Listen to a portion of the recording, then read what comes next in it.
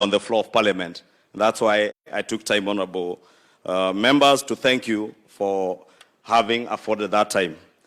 As you're already aware, the Commonwealth Parliamentary Association that has kindly hosted this seminar together with the Parliamentary National Assembly's leadership, CPA serves to connect and to develop, promote and support parliamentarians and their staff in the advancement of parliamentary ideals by identifying benchmarks of good governance and people-centered legislatures.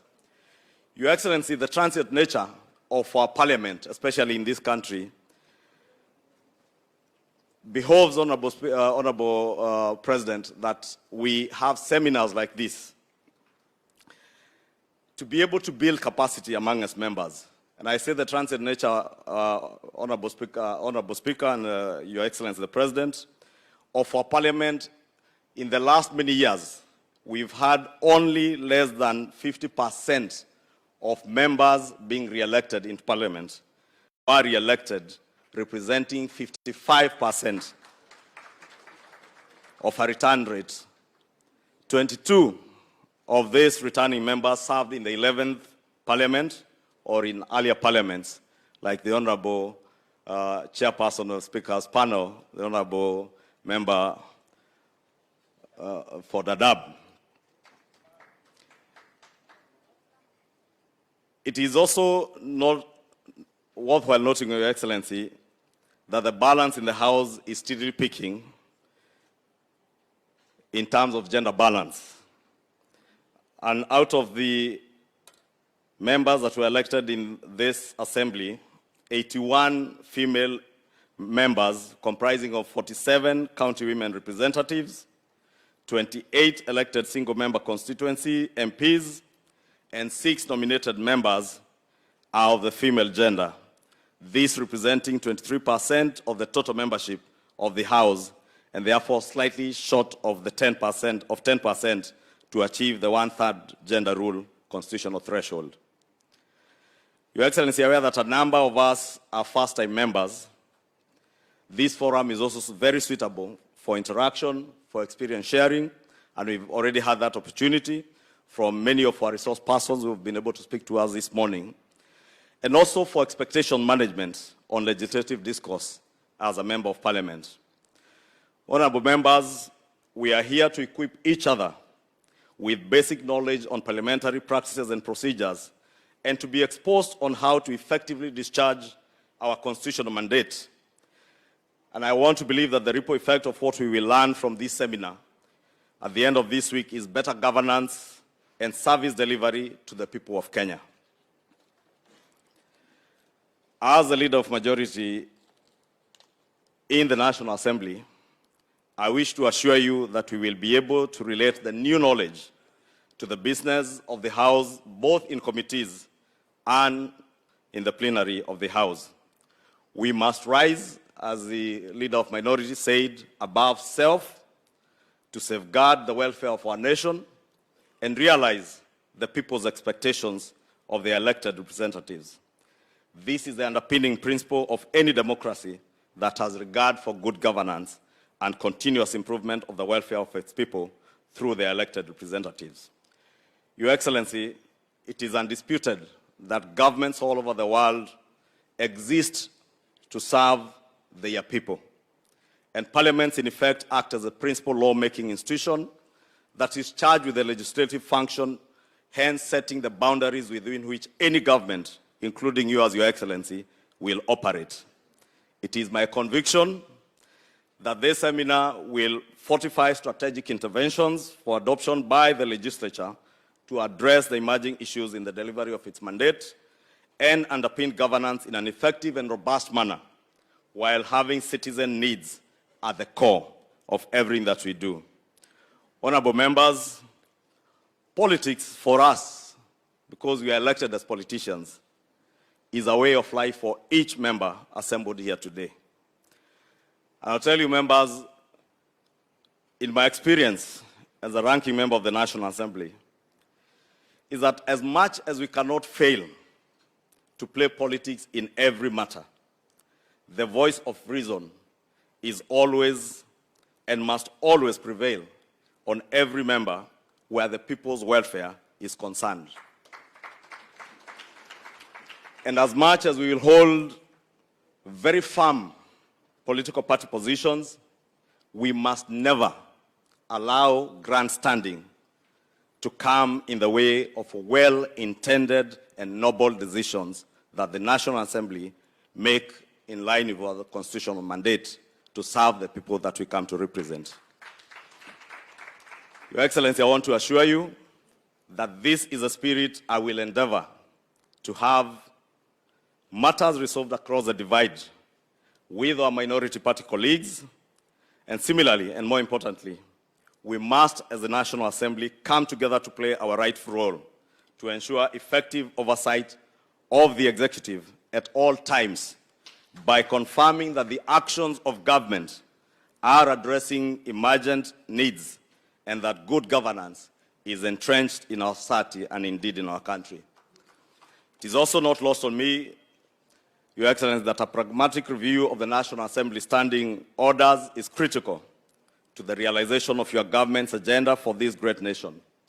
We shall initiate a review of the rules of procedure in order to align them to the government's agenda while protecting the independence of the National Assembly to safeguard its constitutional mandate and public interest. And I must report to Your Excellency that indeed the relevant committees have already begun work to review some of these standing orders, including the provision to allow cabinet secretaries to appear before the House and some of the other issues that the Leader of Minority has spoken to. Finally, honorable members, the range of topics, as the Deputy Speaker has indicated, that will be covered in this seminar is akin to a crash program or a crash course on all matters that you, as an effective member of the National Assembly, must be versed with. I won't take a lot of your valuable time enumerating the content of what you'll be going through in the course of the week. But suffice it to say that I am sure we shall leave this hall better equipped with practical experience and knowledge of what an elected leader, on what makes an elected leader like yourselves and myself become a global citizen, a servant leader of the people, and an expert decision maker on all public affairs. Honorable members, the Leader of Minority, the Honorable Pio Wandai, has challenged us on what the 10th Parliament is remembered for, especially in the enactment of the new Constitution. And he has posed a question to us: what shall we, as the 13th Assembly, be remembered for? He's also enumerated the numerous challenges that face our people and some of the interventions that we should be looking into as members of Parliament. I want to believe we have the capacity, we have the will, and we have the determination to make the lives of our people better than we found them. And I just want to say, if you would agree with me, honorable members, knowing the suffering that our people are undergoing today, knowing the kind of economy that we have come into office under, it is a challenge to us that this Parliament must and should be remembered as that assembly that restored the economic dignity of our people and restored hope in their country. And I want to end by challenging you, honorable members, that we must be able to take our rightful position as members of Parliament to represent our people, to oversight government, but as I said, not to ever allow grandstanding and firm political party positions to get on the way of what is right for the people of Kenya. Let us always stand for what is right, what will improve the lot of our people, and I believe we have that capacity even to review and look at all the issues that the Leader of Minority has spoken to, including what you have already done with the enactment of the IBC Amendment Bill that has already been signed into law, that was enacted by this Assembly as an amendment bill of a law that was also passed in the 12th Assembly.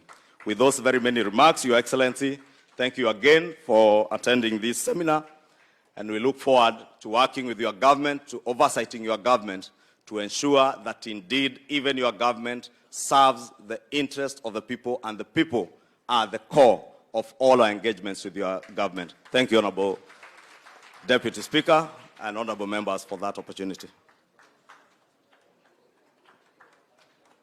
And now it's my, thank you, Leader of Majority, and now it's my humble duty to invite the Speaker of the National Assembly and Chairperson of the Parliamentary Service Commission, the Right Honorable Moses Wetangula. Karibu.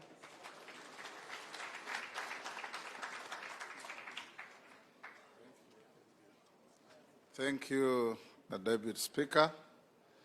Your Excellency, the President of the Republic of Kenya and Commander-in-Chief of our Defense Forces, Prime Cabinet Secretary, our resource people led by Mr. Twig from CPA, our majority and minority leaders and your deputies, the distinguished Governor for Mombasa County 001, commissioners of the Parliamentary Service Commission from the National Assembly, chairs of various committees and your vice chairs, distinguished honorable members, ladies and gentlemen. Your Excellency, we take the opportunity to welcome you to this post-election seminar being held here in our tourist city of Mombasa. This seminar is not just a get-together by members of Parliament to engage in a talking shop. It is absolutely critical to fresh men and fresh women in the House. Parliamentarians who have come for the first time will have tremendous opportunities to learn on how to discharge their triple mandate of representation, legislation, and oversight. For the old-timers, this may look rhetorical, but for the new members, it is novel. And we come here, Your Excellency, to reaffirm our commitment to our republic, to our democracy, to our constitutionalism, and above all, duty as Parliament to understand and appreciate at all times that the centrality of our 2010 Constitution are the people of Kenya. And it's the people of Kenya that we all, including yourself, Your Excellency, have taken oath of office to serve. As Parliament, we will play our role. We will pass laws that are pro-people, laws that will enhance the change that we desire and require in the country. As a Parliament, we will help you to ensure that the resources that the people of Kenya place in the hands of the government through taxes are put to good use. And as a Parliament, I'll encourage our members to ensure represent the people who elected you individually and collectively with vigor, with confidence, and with utmost effect. Your Excellency, in the last week, there was a minor standoff in this seminar because of the delayed disbursement of CDF. Yours truly here came down, met the members, and we discussed very candidly, having engaged the executive back in Nairobi, and now the matter is behind us. We have a clear roadmap from the executive on how to disburse CDF timely so that members can be able to deal with situations that require the use of those resources. We equally dealt with the issue of the Affirmative Action Fund for Women, called NGAF, and also the timely disbursement of those funds. The executive has done its bit last week, but much more will be done, I have no doubt, in ensuring that CDF and GOV are readily available to help the populace. What I want to assure you, honorable members, and this I speak with authority because we have consulted widely and deeply, is that CDF is here to stay. And it's incumbent upon you as members of parliament to engage meaningfully and effectively to ensure that the irritations you keep getting from vexatious litigants going to court on each and every issue at every twist and turn to frustrate the management of public resources that help the ordinary people must be put to rest by ring-fencing these funds in the Constitution. Because the bogey boy of the litigation is always the constitutionality of the funds. Make them constitutional beyond any reasonable doubt, and the vexatious litigants will be run out of business very quickly. Thirdly, Your Excellency, this seminar is good and rich because for the first-timers, they are going to be exposed to a lot of issues on what is expected of them. They have to learn on how to deal with budgets. They have to learn on the limits and extent of their privileges. They have to learn on how to be effective representatives. They have to learn on how to be effective oversighters of the executive. And above all, this is a mold that takes you to be great statesmen and women in our republic. And as I told you last week, noblesse oblige. Nobility carries obligations, nobility carries responsibility. So as members of parliament, we expect nothing less from you but conduct with extreme and absolutely admirable and unimpeachable decorum. Because you represent people, you carry their aspirations. So as your speaker, I want to encourage you, even when you want to actively disagree with an issue, it is demeaning and an affront to the title you carry for you to raise your voice unnecessarily and beyond reasonable measure. We can disagree in a very, very soft way. I always say you must choose to engage in megaphone diplomacy, and we shout at each other from the top of KICC, or we whisper into the right ears to get the right issues done. Both will give you the same effect, but the whispering will give you a better effect. I want to end, Your Excellency, by encouraging your government that these members of parliament are a resource for you. Your agenda will only get effect and meaning when it is turned into legislation. Any regulations from the executive take effect and meaning when they are approved by parliament.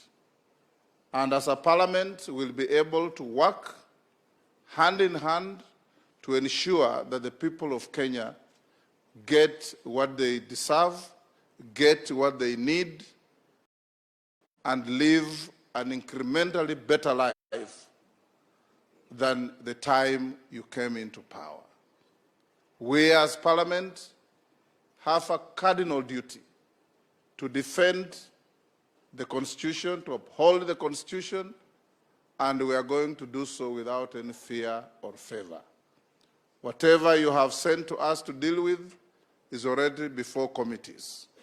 Honorable members, as I finish, I have taken the extra step recently to put a team together because of the myriad of litigations that face Parliament on the most frivolous issues, I have brought together a team of senior lawyers in the House: Otienda Molo, Peter Kaluma, Murugara, John Makali, Wakili from Katanga, Osoro, and many others.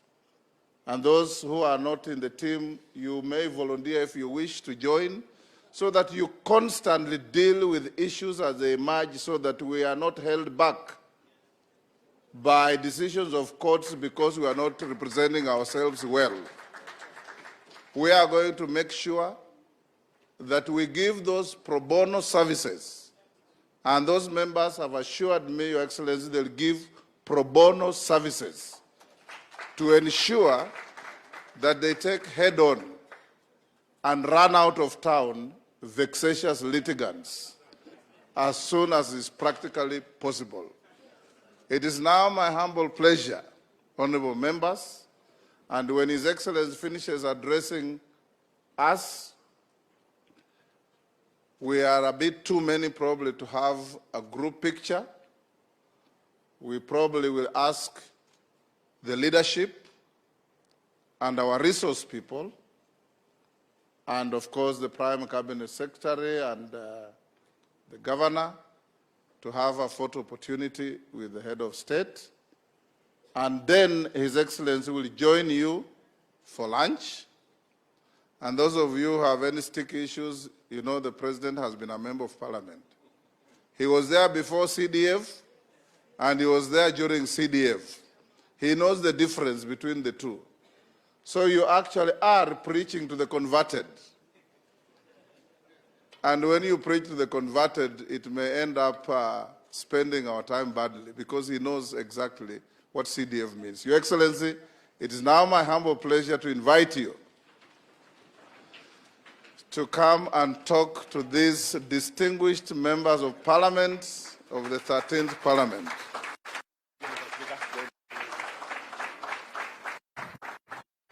Tafadhali tuketi chini. Asanteni sana. Thank you very much, honorable members.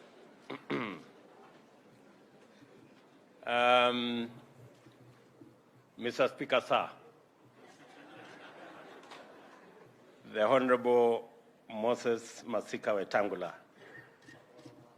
Madam Deputy Speaker, the Secretary General of the Commonwealth Parliamentary Association, Mr. Stephen Twigg, the Leader of Majority, Kimani Ichung'wah Anthony, the Leader of Minority, Opiyo Wandayi, the whips, honorable members, good afternoon. Hamjambo. I am truly happy to be in your midst. And before I make my small remarks, let me first take this opportunity to congratulate each and every one member who has been elected to the 13th Parliament. Honorable members, I repeat to say congratulations, because I am a practicing politician. I have been elected a few times, and I know how difficult it is to persuade people to elect one. So I have tremendous respect for elected officials. Congratulations to all of you. Congratulations to those who earned the respect of their political parties to be nominated. And let me say from the onset that I look forward to working with all of you.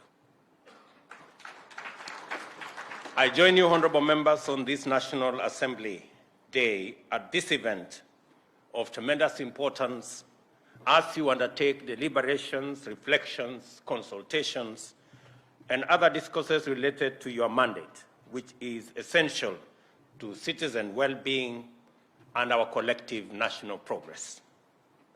Since my last encounter with you, when I addressed a joint sitting of Parliament, significant developments have unfolded in our constantly evolving context. The role of the legislature has continued to assert itself in highly important, far-reaching ways. The need for a clear, rational, sustainable, and clear framework of engagement between the three arms of government has come out in very sharp focus. The National Assembly has, over the brief period, considered and passed legislative items that are critical for the nation, robustly vetted and approved various appointments of state officers, including cabinet secretaries, principal secretaries, and the Inspector General of the Police Service. At the same time, you have concluded important internal agendas, including the formation of House committees, and it is my special honor to respectfully acknowledge the presence of the chairpersons and vice chairpersons who are in our midst. Pongezi sana waheshimiwa for being given the mandate to run the affairs of the various committees of the House. I thank you, Mr. Speaker, and honorable members for the priority you have accorded the government agenda in the House. As a result, we were able to expeditiously constitute the executive, conclude critical legislation, consider and approve various nominees for appointment to public office. The approval of the regulations which brought the Hustler Fund into operation, thereby realizing our financial inclusion agenda, is of particular historic significance. Similarly, the first legislation to receive my assent, the Independent Electoral and Boundaries Commission Act No. 1 of 2023, is designed to provide a framework for us with close parliamentary oversight to sustain the incremental perfection of our electoral regime. And in so doing, the National Assembly played its part in setting the stage for us to deliver on our commitment to undertake a radical socio-economic transformation with a view to uplifting Kenyans and all our people. I am therefore immensely privileged to have this singular opportunity to convey my gratitude to you in person and let you know that I do not take your consideration for agenda of the Kenya government for granted. Thank you very much. It is by working together in this spirit that we, as leaders, affirm the hope that Kenya's bright future can be guaranteed through dedicated service of our shared commitment. Mr. Speaker, I recently conveyed a list of additional names of persons whose suitability the House shall consider once it resumes. I request honorable members to perform their duty expeditiously to enable successful nominees assume their roles without delay. This is essential for our good governance. As set out in my address at the joint sitting of the House and reiterated in my memorandum to the Speaker, we see transparency and accountability as vital components of good governance, effective delivery, and the legitimacy of the executive.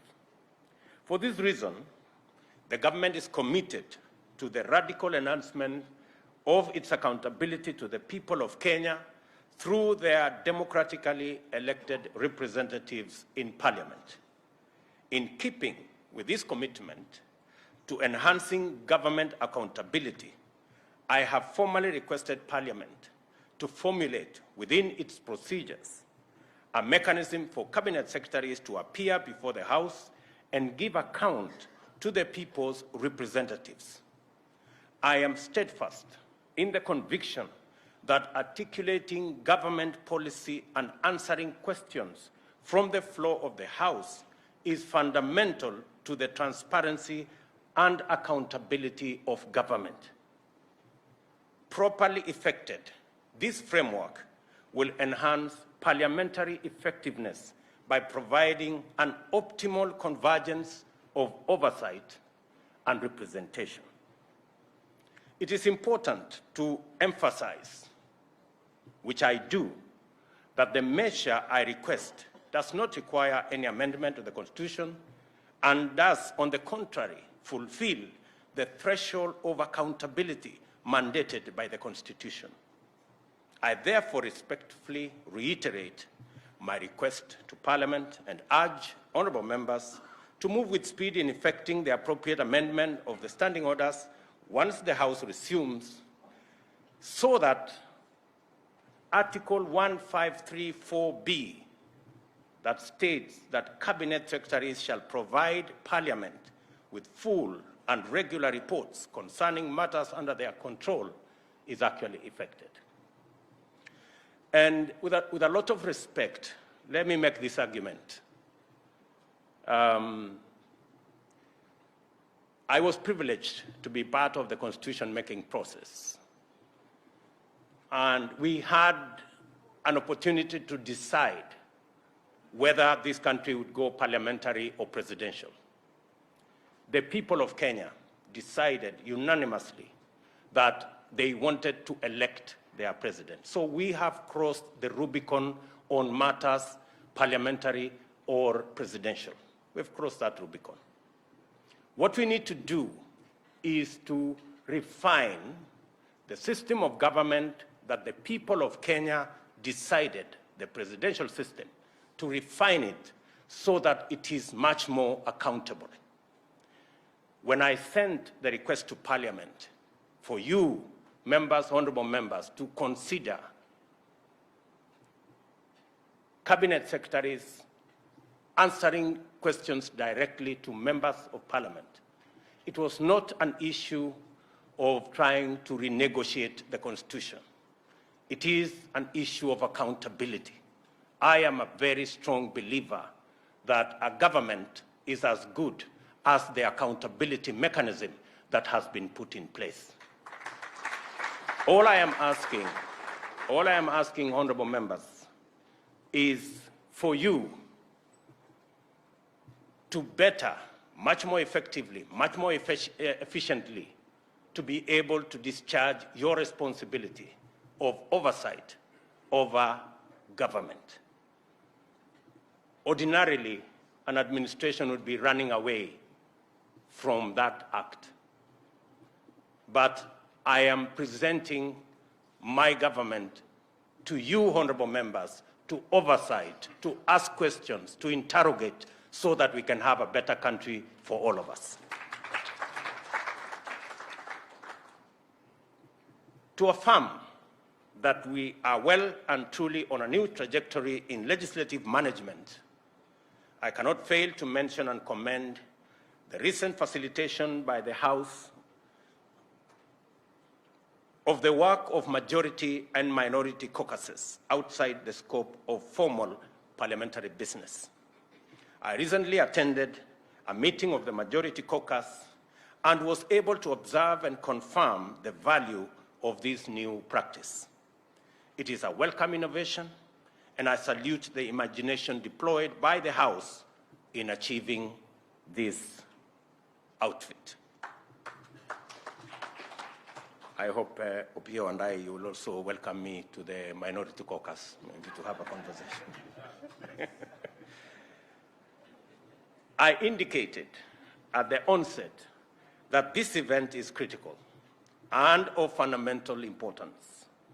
By design, Parliament is a consequential institution of state. A democratic government is underpinned by a representative assembly. The people, who are sovereign, speak to government on a continuous basis through Parliament. Through their members of Parliament, the people ask questions, find answers, audit the exercise of power and resources by their authorized officials, authorize the sharing of resources, interrogate, and moderate public policy. In our progressive democratic dispensation, the government is not feasible in any shape or form without a duly constituted parliament. It is clear that the robustness of our democracy, effectiveness of government, viability of the state, and the feasibility of development depend to a considerable extent to the existence and effective functioning of a strong parliament. The role of parliament, as set out in Article 94, outlines the fundamental scope of the institution. The role of the National Assembly, as set out in Article 95, goes further to establish the vital implications of this indispensable institution. Members of Parliament are therefore state officers who individually and collectively perform duties and functions that go to the heart of governance and democracy. The Constitution has invested heavy demands upon your legislative oversight and representative roles. At the same time, it is most remarkable that there exists no standard curriculum, education, or training institution to facilitate legislators in performing their functions. The principle of sovereignty of the people dictates that no barrier should fetter its full exercise, and that whoever the people elect must be deemed fit for purpose and promptly thrown into the deep end of complex, diverse, often specialized technical legislative activity with monumental national implications. I know from experience that how Parliament fares collectively is a function of the capability and efforts of individual legislators. I also know that effective representation of our constituencies is highly challenging, and that at all times we work under significant resource constraints. Nevertheless, members of Parliament quickly adapt to the pace of national service at the parliamentary level by principally exercising an insatiable curiosity and also through peer learning. In this gathering, there exists precious nuggets of wisdom and invaluable learnings from the experience of colleagues who are sitting here, especially those who are ranking members. This post-election seminar is therefore particularly welcome since it provides a more structured forum for the exchange of insights, experiences, techniques, and contemporary knowledge on the conduct of parliamentary affairs. I have noted that your engagements will cover such critical matters as parliamentary procedures, budgeting, as well as powers and privileges. These go to the heart of your role as parliamentarians and will simultaneously fulfill the functions of a welcome new learning for debunked members and a timely refresher course for the veterans.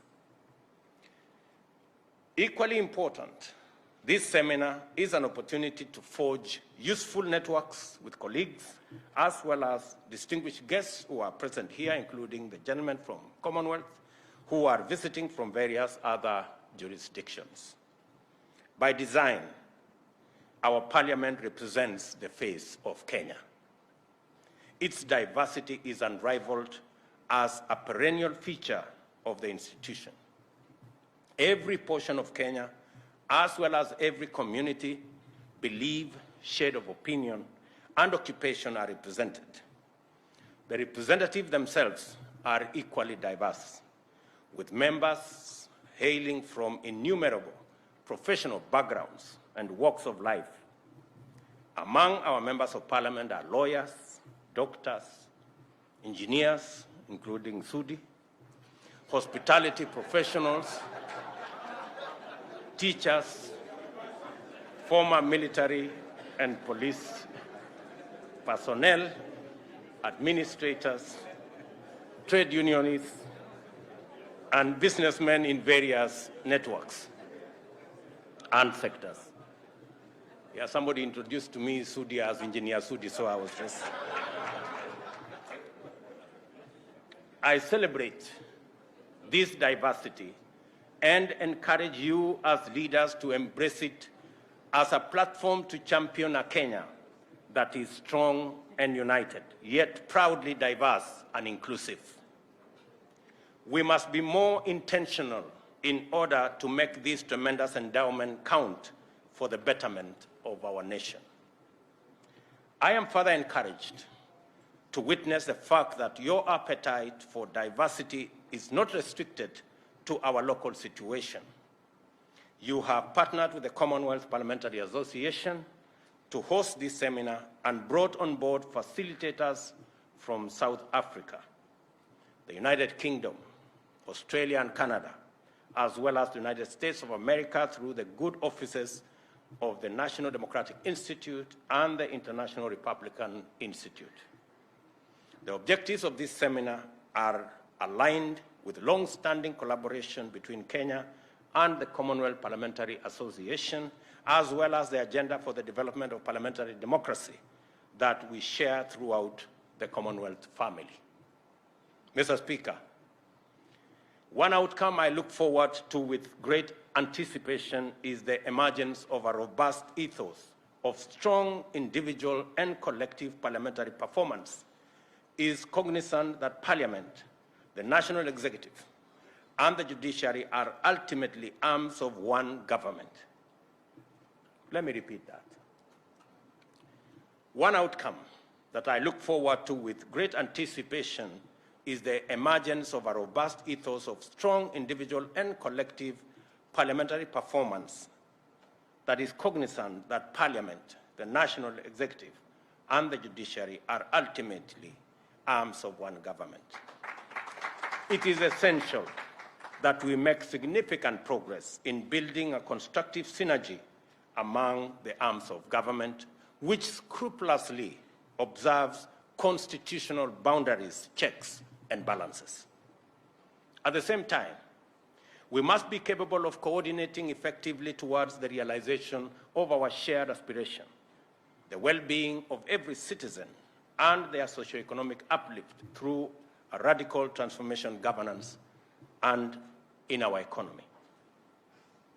In order to achieve effective synergy between the arms of government, I have assigned the Prime Cabinet Secretary, the Honorable Musalia Mudavadi, the role of coordinating and liaising with Parliament on the legislative agenda of government.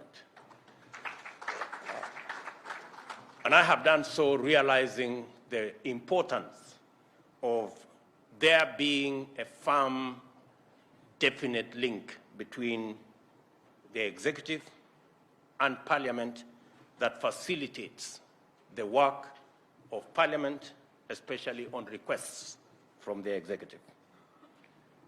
I have also assigned the Honorable Attorney General, Honorable Justin Muturi, the counterpart liaison role with the judiciary.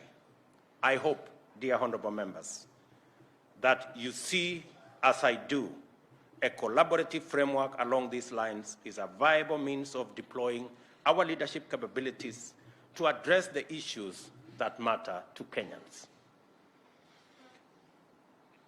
It is in this spirit of effective coordination and constructive synergy that I wish to address the matter of dispute management. We are a proudly diverse but inclusive democracy. Parliament represents every shade of opinion in Kenya. Differences, disagreements, and divergent standpoints are inevitable. Something would be terribly wrong if we agreed all the time on everything. How we handle disagreement goes a long way to demonstrate our grasp of the parliamentary mandate. The name Parliament originates from an old French word for speaking. Parliament is the national forum where the people, through their representatives, reason together on a continuous basis. Speaking with each other is the essence of the institution. Through debate, consultation, and negotiation over every matter until an acceptable position is reached. Parliament is not a place for picketing or heckling or holding demonstrations or holding other institutions at ransom. I must respectfully observe that the emerging practice of litigating disagreements through the courts not only contradicts the essential purpose of parliamentary institutions, it demonstrates the failure of Parliament at the level of institution and at the member level. The people elected members of the National Assembly to perform their work through Parliament, not the judiciary.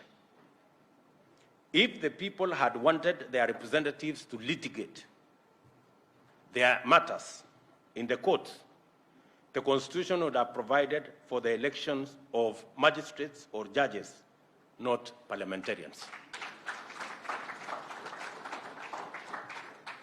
What I'm trying to say is the following, that there will always be issues, and I want to encourage the leadership of Parliament and the collective body of members of Parliament, both in the National Assembly and in the Senate, that we cannot continue to take our disagreements to the judiciary. If anything, we are surrendering the legitimacy of the houses to the judiciary. And the only beneficiaries of these litigations are those people the Speaker was talking about. The vexatious litigants are the only beneficiaries, and of course, the good people. I do not want to run into trouble with lawyers, but they are the only other beneficiaries of those litigations. So I would really encourage Parliament, if Parliament actually has the power to constitute itself into a court, how does one court take another court to court? You know, it really must be something that Parliament must really think about. And members from across the divide should be able to provide leadership in a manner that we can be able to create consensus on issues that affect the Houses of Parliament. It is time for the leadership of Parliament in both houses and at the majority and minority parties to take a clear stand on this matter and decisively move to discourage the prosecution of parliamentary business in courts. There are some courses of action which automatically fall off our set of strategic options once we properly internalize our purpose, role, and function. For parliamentarians, court litigation is such a course of action. Let us resolve our issues within Parliament. As earlier observed, the National Assembly is essential to the proper functioning of government and the achievements of development aspirations. It holds immense power with fundamental implications over every dimension of national endeavor. This power, however, must be exercised with prudence, restraint, and a strong sense of sustainability, especially as pertains to matters budgeting. I agree entirely that we must cut the cloth that fits us. We cannot continuously have an oversized budget and imagine that there will be some miracles that will happen. When I came into office, we had a budget that we needed to borrow 900 billion. And I thought that was reckless and irresponsible. I cut it down to 600 billion. I will be presenting shortly our revised budget that will actualize that commitment that I made to the country.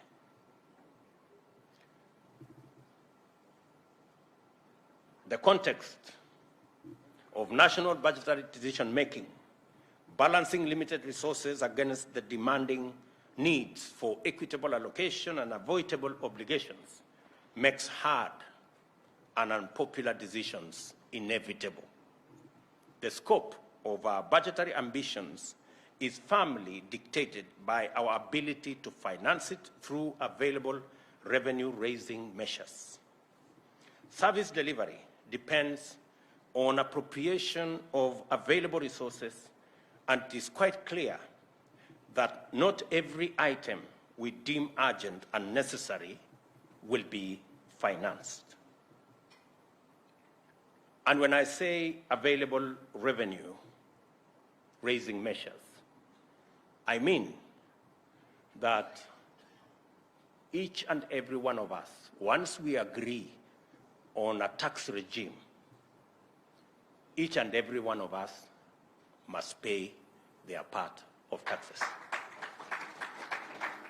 We cannot continue to operate in a space where those in power exempt themselves from paying taxes using all manner of instruments, while those who do not have as much power pay tax. All I am saying is that the good people who are used to exempting themselves from paying tax, their day is up. Every citizen must pay tax. That's all I am saying. And it doesn't matter. Even if they sponsor demonstrations so that they don't pay tax, I want to promise them they will pay tax. There's no more exemption. This country is not the animal farm, where some are more equal than others. We are going to have a society where every citizen carries a fair share of our burden to raise taxes. I am not talking about additional taxes. I am talking about taxes that have been agreed upon by Parliament and signed into law.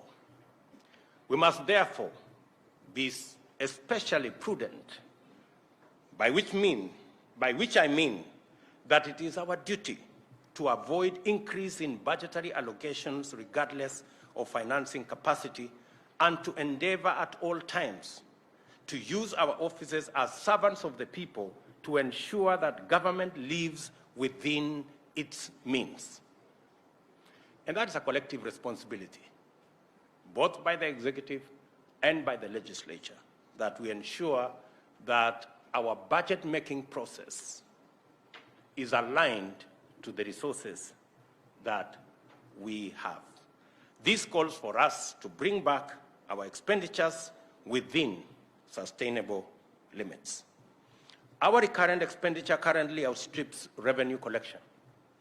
You will recall that in our last interaction, I directed the National Treasury to reduce budgetary allocation, as I said, in this year's budget by about 300 billion.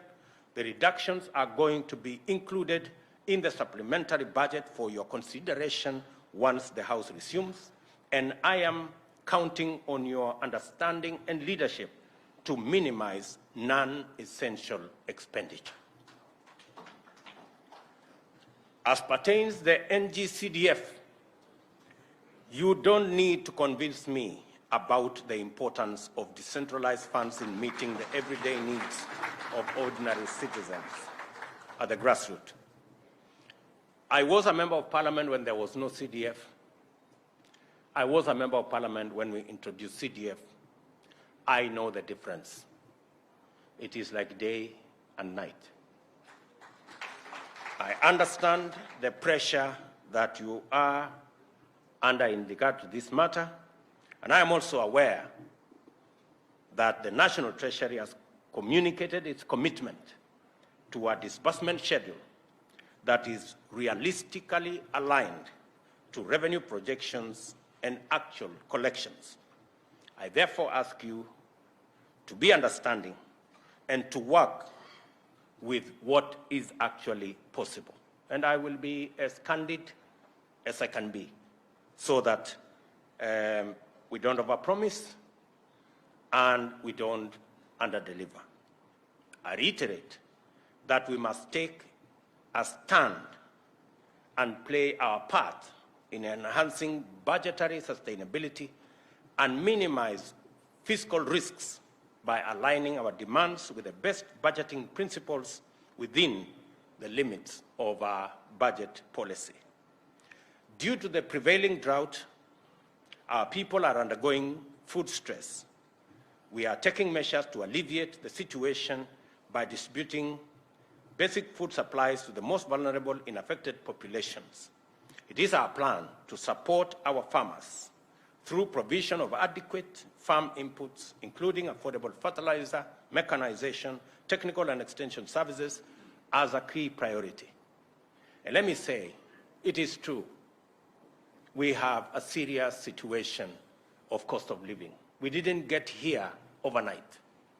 We got here because of a series of decisions that were not made in the right direction.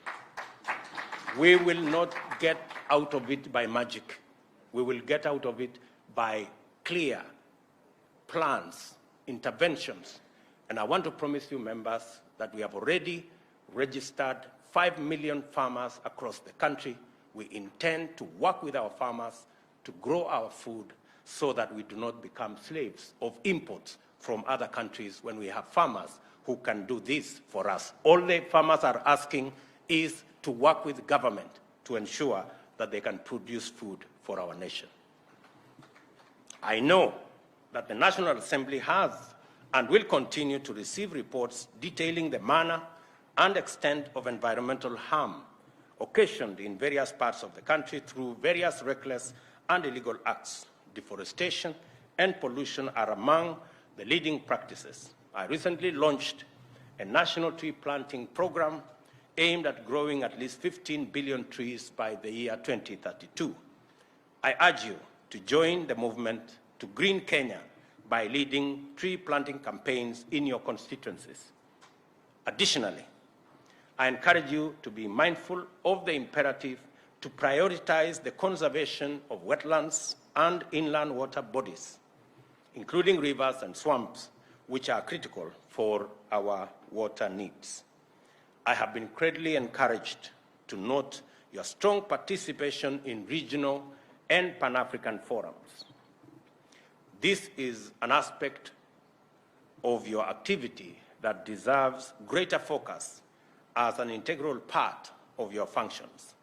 The starting point is to arrive at an understanding and articulation of the East African community and other regional frameworks as platforms for us to enrich our sovereignty by projecting our national values and embracing our brothers and sisters throughout our region and continent into networks of collaboration and cooperation for mutual benefit. It is your various interparliamentary encounters, therefore, that will make our values visible as an integral part of our national brand and extend our networks of solidarity and goodwill across our region. As I conclude, I wish to reiterate the Government of Kenya's commitment to sustain a high level of effective, impactful, and transformational engagement with Parliament, since this is key to the achievement of our vision for Kenya. To underscore the seriousness of this commitment, I have designated a principal secretary solely responsible for parliamentary affairs under the Prime Cabinet Secretary, a liaison and coordination function. And I'm sure the Honorable Musalia Mudavadi will be speaking to you later. I intend to honor your invitation to forums like this in furtherance of our intention to enhance synergy among arms of government in order to deliver a more and a better Kenya within a short time. And let me commit to this August gathering that we will continue to explore avenues of building synergy between what you do and what the executive is doing, and I have no intention whatsoever to compromise the oversight role or the independence of Parliament. Parliament must always defend its independence and must always act independently as is required by the Constitution, as we do in the executive and as we do and as the judiciary does, all understanding that we serve the same people, but we have to do so from different platforms. It is now my pleasant duty, honorable members, to declare this seminar officially open. I wish you very fruitful deliberation. May the good Lord bless you. Asanteni.